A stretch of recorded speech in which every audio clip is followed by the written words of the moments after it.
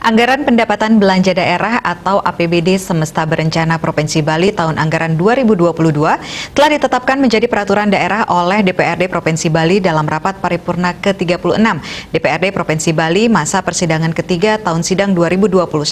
Dalam perda tersebut diputuskan bahwa pendapatan daerah sebesar 5,44 triliun rupiah.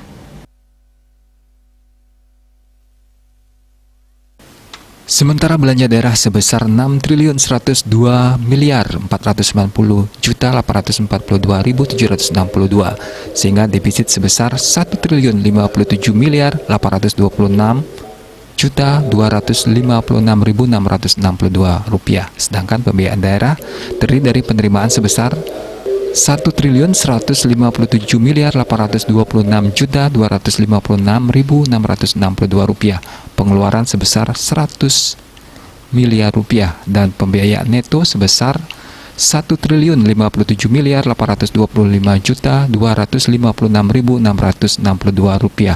Gubernur Bali Wayan Koster berterima kasih dan apresiasi yang setinggi-tingginya kepada pimpinan dan segenap anggota Dewan atas kerja keras dan kerjasamanya dalam pembahasan Raperda ini.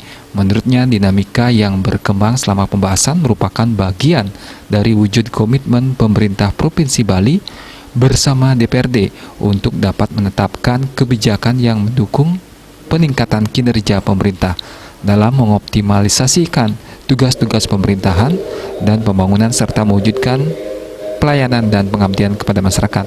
Dengan telah disetujuinya Raperda tentang APBD Semesta Berencana Provinsi Bali tahun anggaran 2022 ini dikatakan bahwa sesuai dengan ketentuan pasal 111 ayat 1 Peraturan Pemerintah Indonesia Nomor 12 Tahun 2019 tentang pengelolaan keuangan daerah, selamat-lambatnya 3 hari ke depan akan disampaikan kepada pemerintah pusat untuk dievaluasi. Winata Bali Pos melaporkan.